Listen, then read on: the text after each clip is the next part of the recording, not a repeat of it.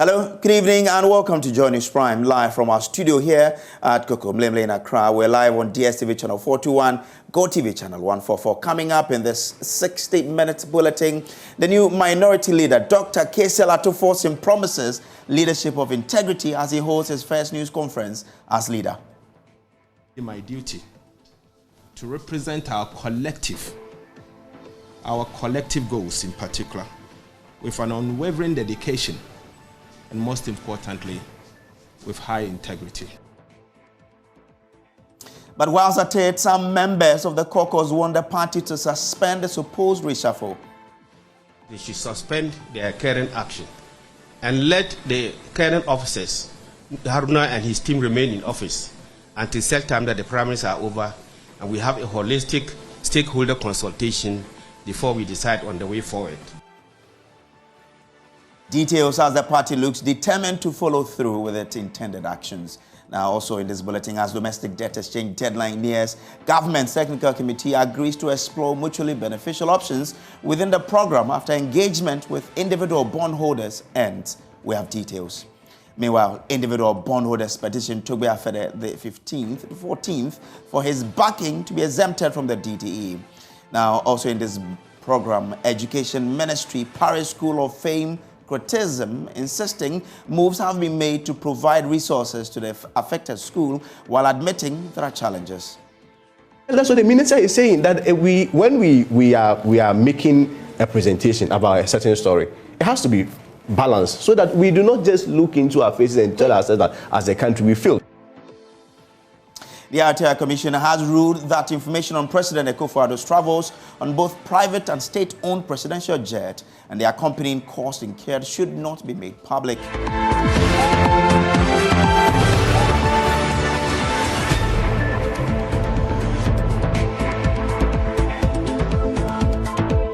A house divided amongst itself. That's how some political watchers are describing what is happening to the NDC minority in Parliament after the counter press conferences today. It started with a press conference by the new leadership of the House, led by Dr. Kojo Atuforsen. During his first news conference as the leader of the caucus, he pledged to lead with high integrity. He also called for cool heads, calm, and unity within the caucus. Deeply honored and humbled to have been chosen to lead our gallant NDC minority caucus in Ghana's parliament. I wish to use this opportunity again to thank the leadership of our great NDC party who have placed their trust and confidence in me. I'm also deeply grateful to our colleagues, the rank and file of our great party, the NDC, and the people of Ghana for their profound support and solidarity. I have held fruitful and positive conversation, in fact, frank conversation, with my senior brother, the Honorable Haruna Idrisu. I commended him for his admirable leadership and stewardship when he was granted the opportunity by our great party to lead us. As leader, it will be my duty to represent our collective goals in particular, with an unwavering dedication and most importantly, with high integrity. I have no doubt that with the support of the entire minority caucus in Parliament, we shall succeed. Now, hours after that news conference, a group of the minority MPs aligned to the outgoing leadership also held a news conference to counter the earlier one held by Dr. Kojo Atuforsen, a former majority leader of the caucus, Kletos Africa, who said the old leadership are still in office, contrary to news about a supposed reshuffle. We are equally concerned that the letters that were issued is this when the Speaker reads the letter to Parliament, the letter he had received from the Secretary of the party that indicating the reshuffle. It is when that letter is read to members of the House that it can take effect. As at now, we are already said we are not there. So as far as we are concerned, the current leaders of the House, Honorable Haruna Idris, Muntaka and co, are deemed to still be in office. So our petition is going to the Council of Elders of the NDC. We are petitioning the Council of Elders of the NDC with a copy to the National Executive, with a copy to the Speaker of Parliament, and a copy of the said petition to the former flag bearer, His Excellency John Dramani Mahama. The basis for our petition is a prayer to suspend the reshuffle indicated by the National Executive of the party until such time. The basis of our petition is to appeal to them to suspend the suspension exercise until such time that there's a holistic meeting of stakeholders and consultation before we take a decision. We are saying so against the backdrop that the National Executive Committee of the party a few weeks ago decided that all appointees in the party and in Parliament should remain in office until after we have concluded the parliamentary primaries and the flag bearer primaries on the 13th of May this year. That all office holders and appointees should remain in office until the primaries are over. We are therefore surprised that the primaries are not yet taken place, they are not yet over, and a reshuffle is hitting the caucus of Parliament. We think that that is premature. We have also investigated and discovered that the Functional Executive Committee, FEC, and the National Executive Committee, NEC, including the Council of Elders, did not have a formal meeting to take a decision on this matter. And then, of course, the caucus as a body was not consulted on this matter. And we think that that is quite not well in place.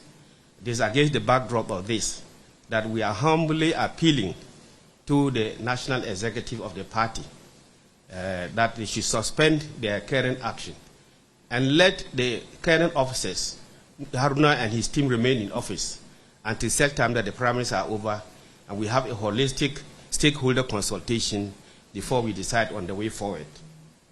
In that case, the current executive that we, as I said, that are still in office should remain in office and steer the affairs of the caucus until such time that we advise ourselves.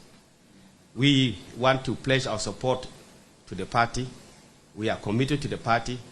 We are committed to the focus of the caucus to assist the party in the coming elections in December 2024 so that we can form government.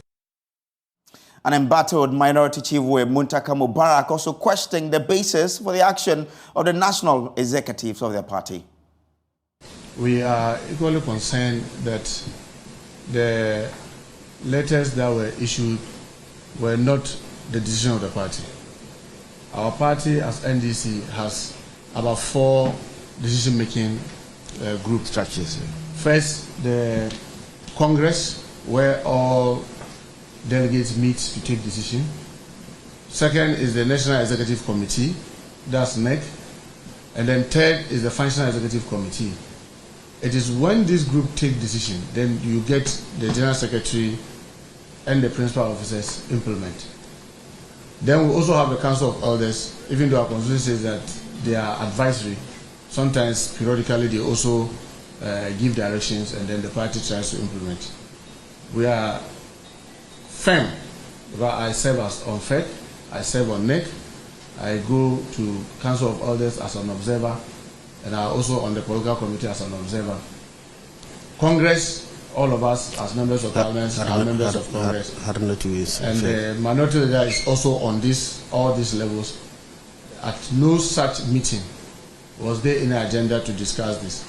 So it is clear that it is a letter, yes, written by the General Secretary, but the decision may be just the decision of some few people in the party. And we believe that our party should sit up, because Article 55 of the 1992 Constitution is very clear. It says that everything that we do must follow democratic principles. So we want to urge the General Secretary, and the most shocking part of it is that we were never consulted. I mean, I heard some of the officers saying that some elders were sent to talk to us. I'll be very happy to be mentioned which elder was sent to me to talk to me, because nobody spoke to me. And without casting any insinuation and also creating doubt on the capability of our colleagues, I'll just recap. In 2021, the party led by the then national chairman, Honorable Ofosu Ampofo, and the general secretary came to our caucus meeting. They came and the names were sealed, so suggested names. And I remember very well, the first question they asked the general caucus was, do you want to retain your leadership or you want to change them? And there was a row, applause, that no, we want to maintain them. Even that, they said they wanted to be sure, because there were some other names that were also coming up. Each regional caucus was asked to go back and, having the names that had come up, consider what their choice. Then, like a game of chess, just at the time the Kletos African-led group were holding their news conference, the new leadership and the party's national leadership were also addressing a news conference to straighten up matters. The new leadership of our minority caucus has called on us today to have a conversation with us regarding the way forward, because the minority group in Parliament represents a very important wing of the party. We appreciate that the work ahead is going to require a lot of input coming from them. And of course, they understand that as a wing of the party, they need to work very closely with the leadership of the party to ensure that we can deliver the aspirations of our people, and especially being able to do what Ghana requires of us, which is to work towards taking out of power the most abysmal, the most incompetent, the most corrupt government in the history of our country. And so we've had a beautiful conversation with them. We've also signaled to them that early next week, on Tuesday, we'll be having a broader conversation with the caucus as a whole. And that conversation is one that would basically confirm the decisions that have been taken in terms of explaining the way forward, for us as a party, and the best way to be able to make sure we deliver the mandate that has been given to us. Thank them, obviously, for the honor shown us and the confidence that they believe that we are the ones to lead the minority in Parliament. We have also recognized that the work that they've given to us will require dedication and obviously a lot more than just sitting there. So we have said that we will deliver on just that. And then obviously we have agreed with the leadership of our party that beginning from today, there will be a series of activities that we will be undertaking. The minority caucus will have a maiden meeting with our leadership and the party leadership on Tuesday, 31st of January 2023. Now, the change in the NDC leadership in Parliament continues to dominate discussions in the Asawase constituency. In the Ashanti region, constituents are divided on the development. Some expect the removed MPs to accept the decision of the party hierarchy, but others remain aggrieved and want the decision rescinded. Nane Aljima has more in the following report. Some displeased members of the National Democratic Congress in the Asawase constituency on Wednesday marched to the party office in Ashanti region to express their displeasure with the party's leadership. They burnt car ties to demonstrate their anger in the removal of their Member of Parliament, Muntaka Mubarak, as Minority Chief Whip in Parliament. They say the removal of Muntaka Mubarak as Minority Chief Whip is part of plans to make him lose his seat in the next primaries. Though they have vowed to protest the removal, they are ready to cause the party's defeat in the next parliamentary election if the incumbent MP loses the primaries. Some of the national executives, they want to use force to unseat the MP. we shall meet them in equal measure. John Mahama has charged us to match our opponents boot for boot. We will put our head on the line to maintain Muntaka Mubarak. But if the NDC should lose the presidential election in Asawase, we should not be blamed. The deployment of security personnel forestalled the destruction of property. Debris from their action has been cleared.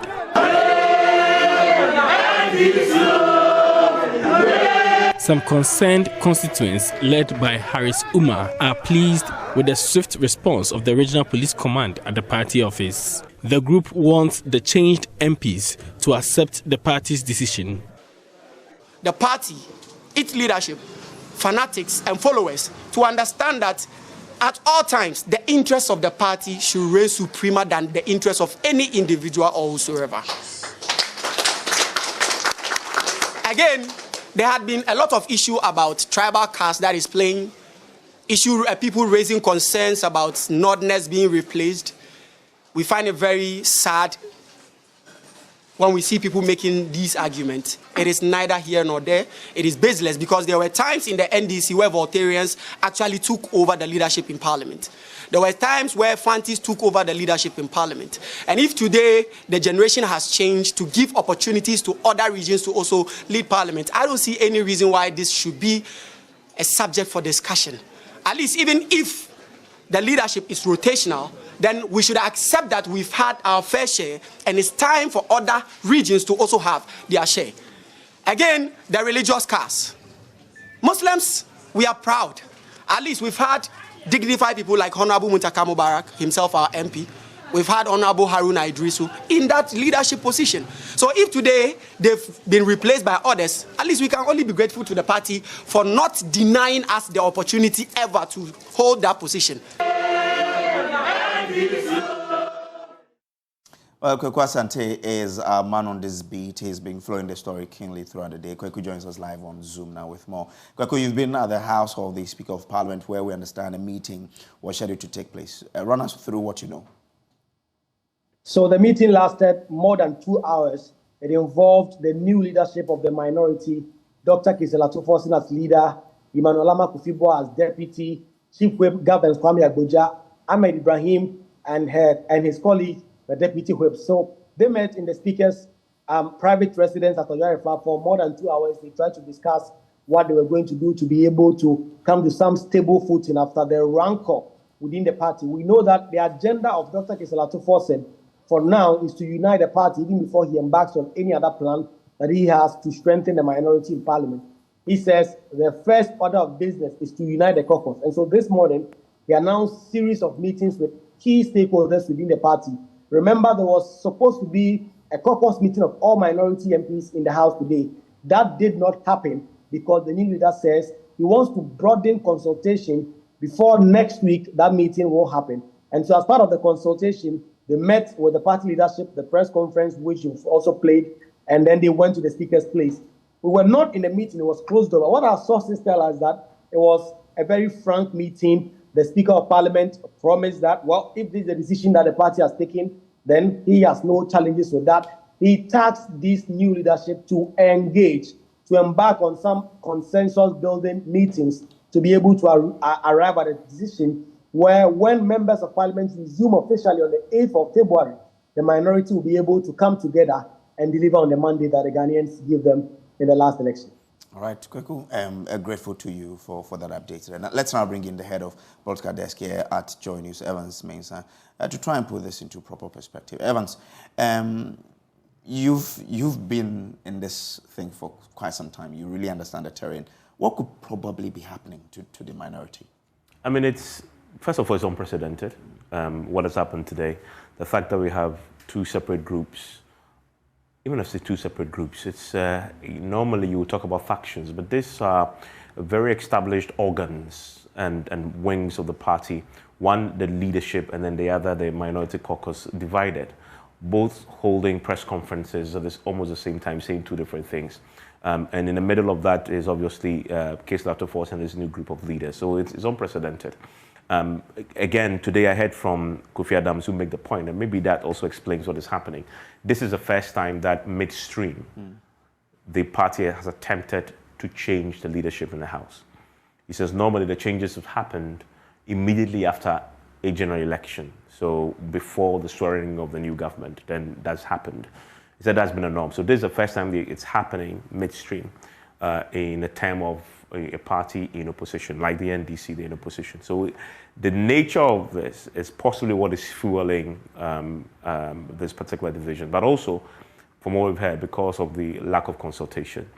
The thing about it is the executives who are now on the ropes, who are being accused of not consulting, have not denied that they haven't consulted. Asiudun Keita yesterday made the point that there are different consultations for different times. That this one doesn't require consultation because the parliament is already in session. So like the parliament is beginning afresh, which would have happened at the time when a new government is being sworn in. And so he doesn't believe that there's a need for that consultation. But post this, they want to engage. Fundamentally, this is it. But also there's a lot of suspicion. Suspicion from the Harry Reducer-led side against the current executives led by Asiudun Keita. And then suspicion from the other side too about the Harry Reducer-led. There's a lack of trust, right? About because there's suggestions about who supported who during the national elections that come up. So all that mix of things have played out for us to have this very toxic manifestation of divisions in the NDC. Now, with what is happening, what could probably be the impact on the party itself and the sort of role the minority has to play in Parliament? I made a point on State of Play today. I mean, I have a feeling this is a storm in a teacup, because if John Mahama returns, and from everything I've heard today, he's out of the country as we speak today. If he returns next week, and already we've been told that there's a meeting on Tuesday, right? If he returns next week, calls all the minority folks in Parliament into a meeting, into a room with executives, everybody will toe the line. It's obvious because John Mahama is the only viable NDC individual who can become the next president, right? Everybody in the party, the majority of people in the party agree on this. You dare not break ranks with him, because if he becomes the president, the next president, and as I said, he's the only viable candidate now for them, you're going to be outcast, right? So, and a lot of them MPs know that he wields absolute control. This is John Mahama NDC, right? So if you break ranks with what he wants, you possibly are losing your primary in May. If you win it, and he wins the elections 2024, you're not in his government, you're an outcast. So it just takes him. He's not in the country, that's why this is happening. But if he was here today, it just takes him to come tomorrow or next week and call everybody into a room and say, this is what I want. I want all of you to support him. Everybody will do that. Haruna Dusu was on my show on Monday declaring his support for him. He says, I'll vote for him. I'll also pledge my constituency to him. You'd think if John Mahama comes and says, Haruna Dusu support the new leaders, he will say no. He will say yes. I mean, so for me, I think this is a storm in the teacup.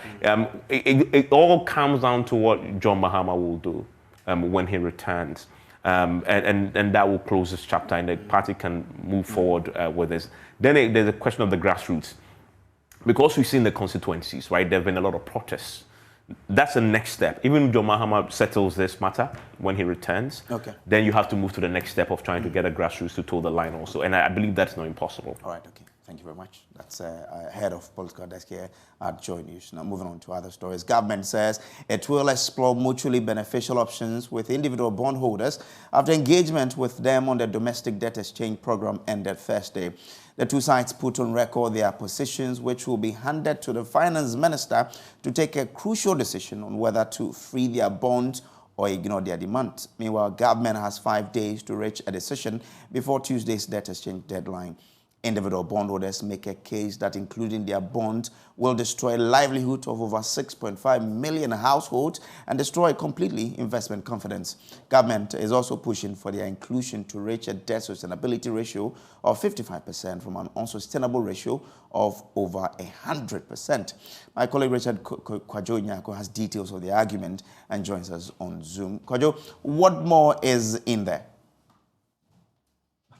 Well, so could you then, if you are bondholders, say debt sustainability should be attained through the following, and they mention fiscal adjustments, they mention revision of the domestic debt exchange proposal to be structured groups such as the banks and the insurance entities. They mentioned that there should be a growth in the domestic or the gross domestic product, and so reduce the crowding out effect of government excessive net domestic borrowing to pave access to real sector financing to spur growth. And finally, they say to revise Government of Ghana's fostering to investors to deepen investment in the extractive sectors, and they make the specific point about upstream and the mining sector.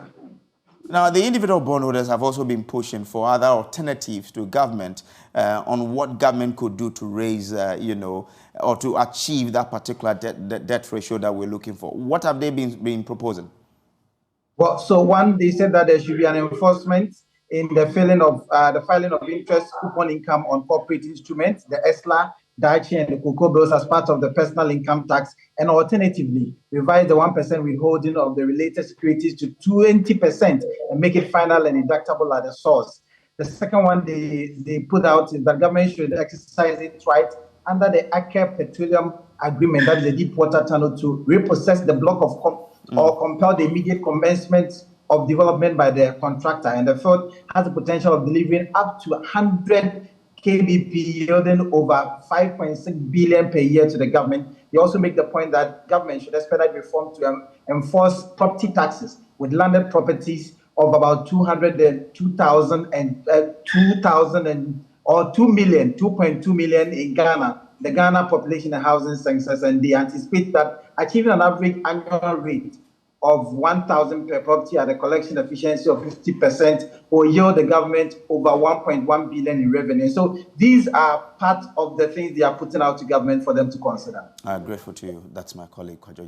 Meanwhile, some individual bondholders have been dealt a double blow as those promised to be paid from the Amalgamated Mutual Fund after losing investment in the financial sector cleanup exercise still await their payout. According to them, after the first tranche was paid in 2021, government defaulted in paying the other two last year. They now sit on tenterhooks and unsure when the next payment will come, as the Amalgamated Mutual Fund threatens to be wiped out by the domestic debt exchange. Yao is an investor affected by the development. They paid the first portion in 2021 with a promise to pay another 20% in 22 and then the remaining 60% in the next 3 years. But last year, they did not make any payment. And they even had the courtesy of informing creditors there and they had not made any money. We waited and nothing came. People made calls. They were only told that they don't have money, and that was it. I do have some innate feeling that the AM fund may probably have invested the money in these bonds as well. That could be contrary to the Public Financial Management Act, because it was government's own money that was approved by Parliament to be used to pay these creditors. It couldn't have been used to buy government bonds again. But it amazes me how the AM fund is dry just after a year after the entire 28 billion was approved for government to pay these creditors. So, I mean, this is why we are currently protesting the inclusion of individuals in this domestic debt exchange, because there are a lot of people in my category who lost money in the first banking sector cleanup and are currently also going to lose money in the exchange. So you are just telling us basically that we can't trust banks, we can't trust mutual funds, and we can't trust anybody else. This is still Joy News Prime. Still to come here. Education Ministry Parish School of Fame criticism insisted moves have been made to provide resources to the affected school while admitting there are challenges. Essentially, that's what the minister is saying, that when we are making a presentation about a certain story, it has to be balanced so that we do not just look into our faces and tell ourselves that as a country we fail.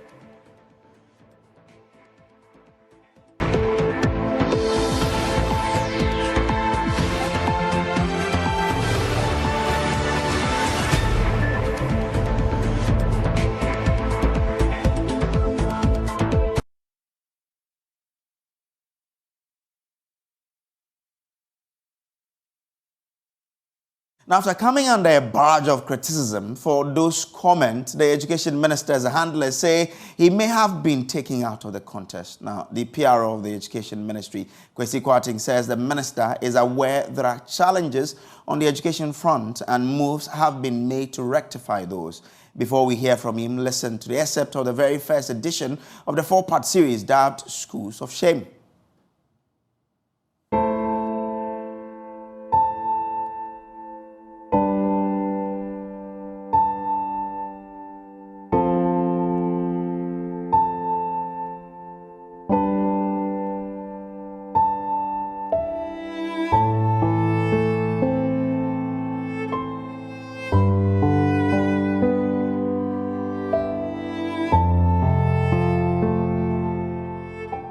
we are not sparing any efforts to make education in Ghana of the best quality and fit for the needs of the 21st century.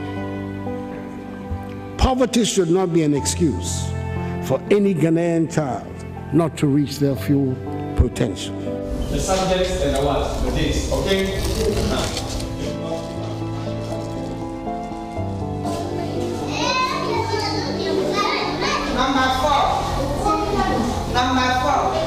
Bashiru Nuruddin speaks for about 7,000 children without desk in the Pandai district. What is disturbing our space? We don't have furnitures. Sometimes when we are coming to school, we feel bored. We don't even feel to come to school because we don't have furnitures. If you dress and come to school, you come and sit on the floor, your things will be dirty. So we are begging the government to give us chairs.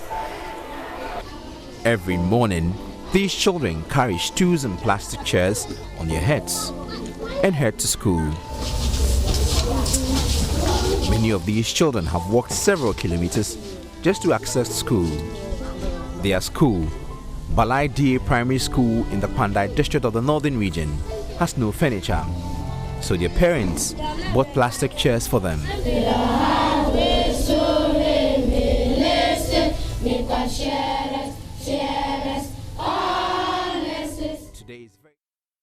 Now, speaking at the Ghana Science and Teacher Explorer Awards ceremony on Wednesday, the Minister, Dr. Yao Seidu-Chum, said despite the great things happening in the country, the documentary only sought to project the negatives in the education sector of the country to the world.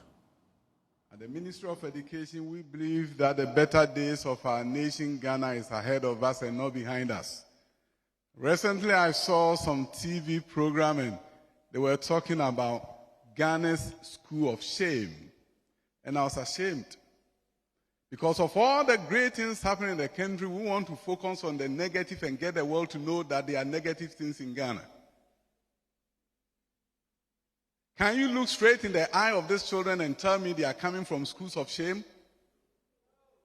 They are coming from schools of fame. They're going to change the story of Ghana.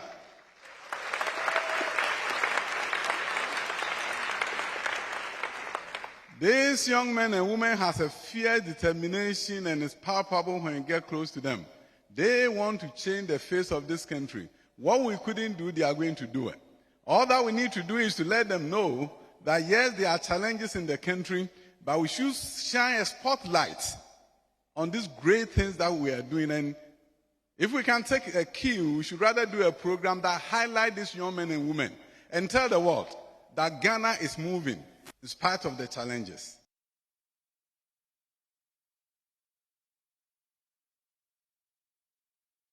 These comments have since attracted a barrage of criticisms, but the spokesperson for the Ministry of Education, Kwesi Kwarteng, says the minister's comments should not be taken out of context. Is that the minister has already been championing the interventions that he has been undertaking when it comes to basic education, especially when it comes to infrastructure. Again, the minister have also admitted the challenges within the education sector. A lot of these challenges, I mean, it's not like it was born just yesterday or last 2 years ago. It's been systemic. It's been with us, even most of them even predates back before independence. Today, we are still having similar challenges. What the minister is saying that yes, those challenges are there. Challenges in relation to access, challenges in relation to quality, challenges in relation to education having relevance on socio-economic transformation. But beyond these challenges, as a country, there have been some milestones that we've been able to achieve. And haven't we told those stories? No, but essentially, that's what the minister is saying, that when we are making a presentation about a certain story, it has to be balanced so that we do not just look into our faces and tell ourselves that as a country we failed. We've not failed as how maybe the impression is made to look.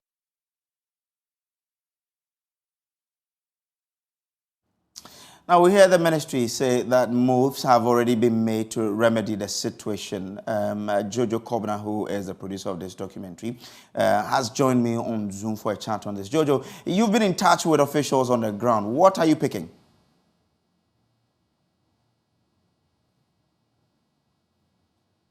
I'm sure you'd have to unmute so we can hear what you're telling us, Jojo. Yeah, hello, Brace. Yes, I have been speaking with authorities in the Northeast region and also some sources in the northern region, specifically Kwandai. And indeed, the ministry has reached out to them to find out the main challenges. And then one very exciting news, I mean, we heard it on Newsnight. I mean, Kwesi Kwarteng confirmed that next week, the Pandai district will receive 7,000, desks. And that is great news. So we are looking forward to this particular news. But a very quick reminder, let me just quickly run you through the needs in the Northeast region. You remember last week I talked about 34,000 children also needing furniture, and I'll just run you through the figures quickly. Bumprugu Nakpanduri district needs 6,360. East Mampusi needs 4,970. West Mampusi needs 9,590. Shirpone district needs 6,160. And then we have Mamprugu Moduri district needing 3,850. And then we have Nyonyo Naswan also needing 3,360. So we're very excited that government is doing something about the Pandai districts. Okay. We'll be very excited if they can also take into consideration Northeast also, and I've given the breakdown of the figures. And I captured that one in the very first edition. And this very Tuesday, also Krachi and Chimuru district also needs 7,000 desks. And so it means that government will have to do more, meet the needs of the children who are desperate. And I mean, this is a situation that the children cannot wait, and we should not leave any child behind. And so I'm excited that at least next week, children in Pandai, northern region, will receive 7,000 desks. Okay. When is the next edition of the Schools of Shame coming up? Well, it will be aired on Tuesday. Okay. The main focus will be some infrastructure. The main focus will be textbooks. Has government, fulfilled the promise to give them textbooks so that they can learn, because it's been 3 years since the new curriculum was introduced. Okay, all right, grateful. Meanwhile, the Ministry of Education says its initial investigations into the Sene East accident is pointing to the need for new schools to be sited in the island communities. 8 pupils unfortunately died while crossing the Water Lake to school in the area this week. Sene East District Chief Executive Jerome Kofi Jima, while commenting on the incident, asked for the Education Ministry to address the needs of the island communities. Some of the communities, we don't have schools, but it is scattered and far. Those that are not far, because of the river, we have the Sene River, joining the Akusumo River. So it's very large. So some of the areas you have to cross in before you get to the next school or the closest school. That is why I had submitted lists of teachers who have completed University of Cape Coast, Winneba, and the Jackson College of Education for them to be employed by Ministry of Education. I went to Minister Honorable Adichum several times requesting for those teachers to be employed. And here in the case, they have not been employed, and we're still having an adequate number of teachers. So, assuming that we're having enough teachers, those there would have gotten annexed. The fact that the government hasn't given approval for us to create additional schools, would have used Wayoko Pay School and they have annexed there. So that the teachers will be staying there and they'll be teaching the children. Well, she's 17 years old and in her final year of senior high school. She got pregnant, thrown out of the house and forced to stay with her 22-year-old boyfriend. 9 months later, the young nursing mother longs to go back to school to get ready for her wasi. Joy Prime's latest documentary, Classroom Mothers, produced by Emmanuel Jivenu, explores the startling figures of pregnancy in senior high schools as well as the frantic effort of stakeholders to keep these pregnant girls and young mothers in school. Here are excerpts.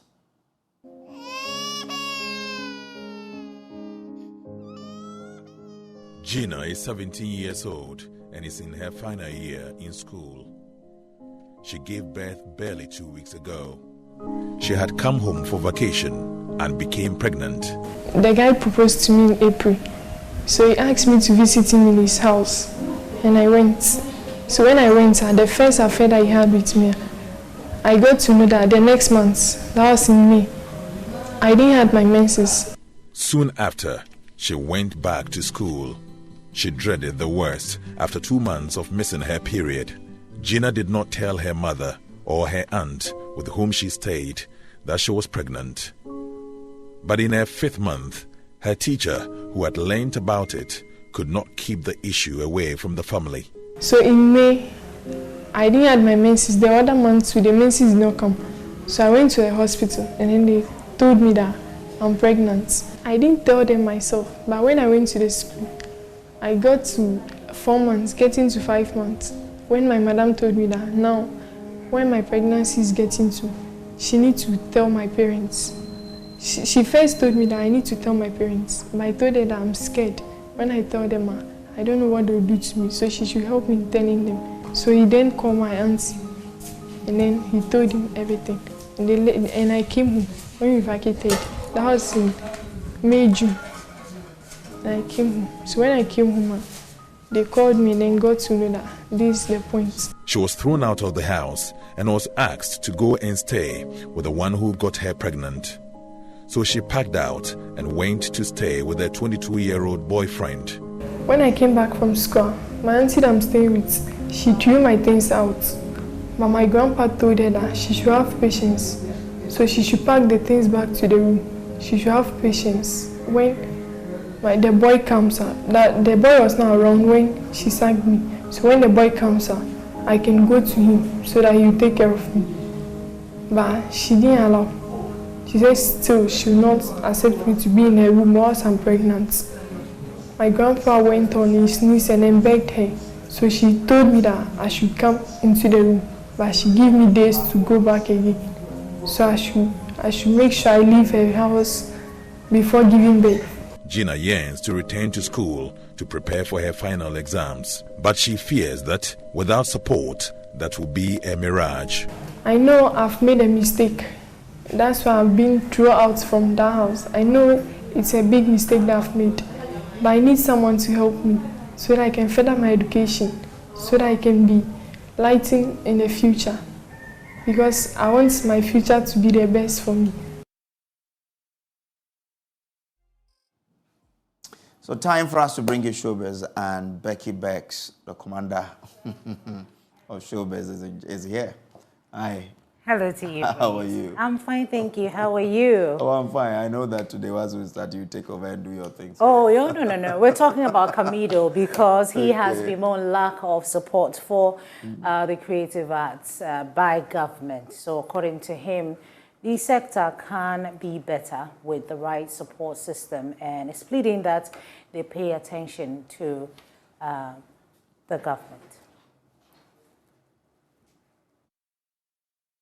I went to a VGMA seminar and then somebody raised the point that, some people want to come and invest and change and help us, like, rebuild our publishing system or whatever. Then the government policies, then this one, so all those things, bro. We really need to stand and build our industry. Government does not really I don't think that government really looks the side of entertainment, because we have to ask them, we have to teach them to see the essence of look in this direction. If you are watching Krada, hearing that they are building a cathedral, bro. I don't even know exactly what that scheme is about, but for me, that is not my point. But I feel just as much as they can concentrate or focus or prioritize certain areas, same way the music industry should be prioritized.